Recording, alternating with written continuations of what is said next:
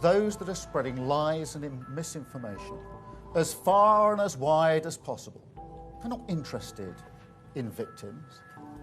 They're interested in themselves. The British PM, Sir Keir Starmer, forced to defend his record after tech billionaire Elon Musk launched an explosive attack on his social media platform X, one where he accused the Prime Minister of being complicit in the rape of Britain. The fierce row centres around Keir Starmer's past. When I left office, we had the highest number of child sexual abuse cases being prosecuted on record. Before entering politics, Starmer served as Director of Public Prosecutions. Good morning. During that time, his office worked to prosecute members of criminal gangs, which predominantly consisted of men of South Asian descent that had groomed, assaulted and raped young girls across England. But it was also criticised for not doing enough to help some victims. Following Musk's recent posts, the decade-old scandal has re-emerged. This is one of the worst scandals in British history, Mr. Speaker.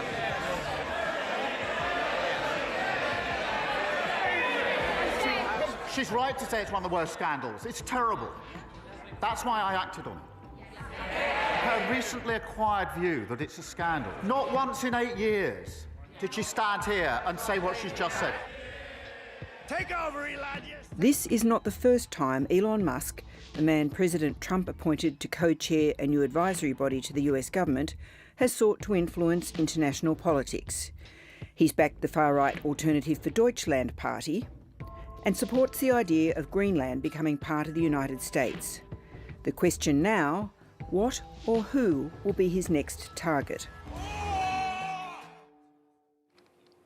Alastair Campbell is the host of the UK's hit political podcast, The Rest is Politics, and was the Director of Communications to Labor Prime Minister Tony Blair. Welcome back to 7:30, Alastair. Thank you, Laura.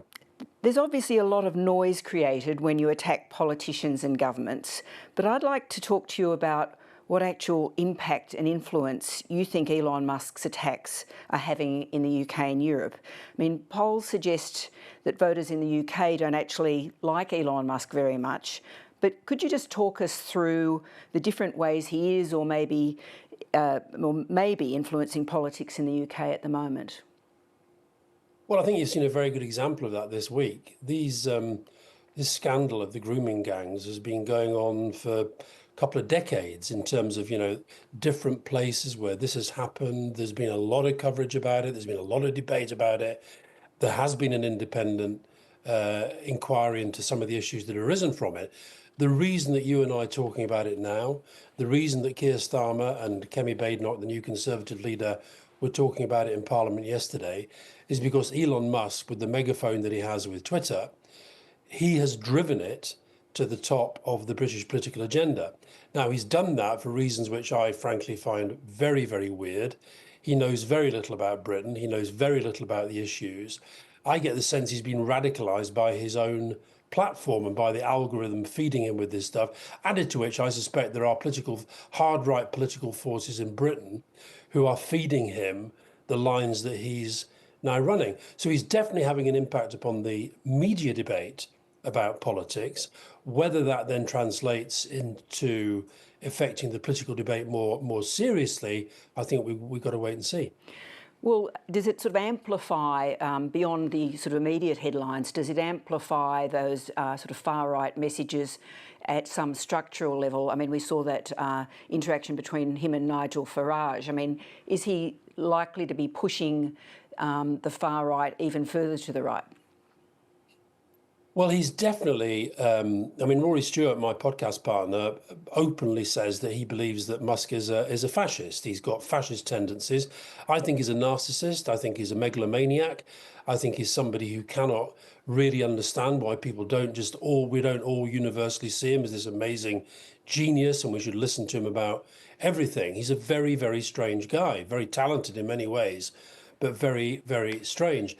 And I think what this is about is that he's kind of got a new toy. The new toy, he's got space, he's got Tesla, he's got all these things. His new toy is political power because of his closeness to Donald Trump. And I think that, when you see, look, I sometimes, I sometimes go on sort of Twitter rants and Twitter rampages. I think there's something about social media that you do that. But when you own that platform, I mean, the Financial Times did an analysis today about his Twitter feed in recent weeks. I mean, if it was an ordinary member of the public, I think your family would be saying, hold on a minute, can we just step in and try to calm you down? But he seems to be addicted to the noise that he can create, the attention that he can get. And I think that, look, you showed some of the response that Keir Starmer made when he was out in a hospital the other day. He's been trying to ignore Elon Musk, but I think he realized it reached the point where he couldn't ignore it because the noise was so loud. And I thought he handled it very, very well. He made the point that this is the way social media and the hard right operate. They don't care about these issues. They find issues to exploit. They don't have solutions for these issues. They exploit these issues. And so, but this is a story that's going to be part of our politics for some time to come, probably unless and until, and I think it will happen, Musk and Trump fall out in spectacular fashion, which I suspect they will. How is the Conservative Party dealing with this? Because in some ways it's more of a dilemma for them, isn't it?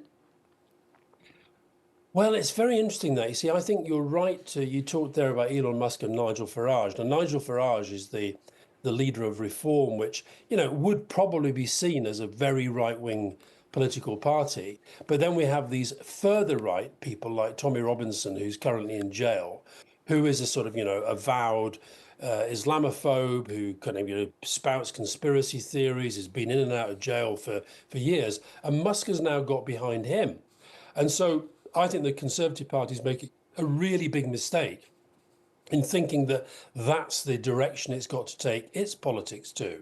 If you have Conservatives, Farage, and the sort of, the very, very extreme right, like Robinson, fighting for that space, I think it becomes it takes politics to a very dangerous level. So I think the Conservative Party, yes, it is a dilemma for them.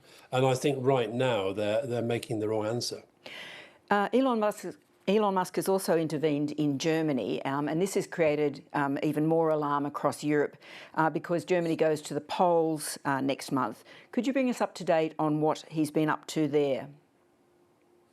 Well, the German politics is in a bit of a mess. Olaf Scholz, the Chancellor, his coalition has fallen apart. He's been forced into calling an early election on February the 23rd. He's almost certainly going to lose it.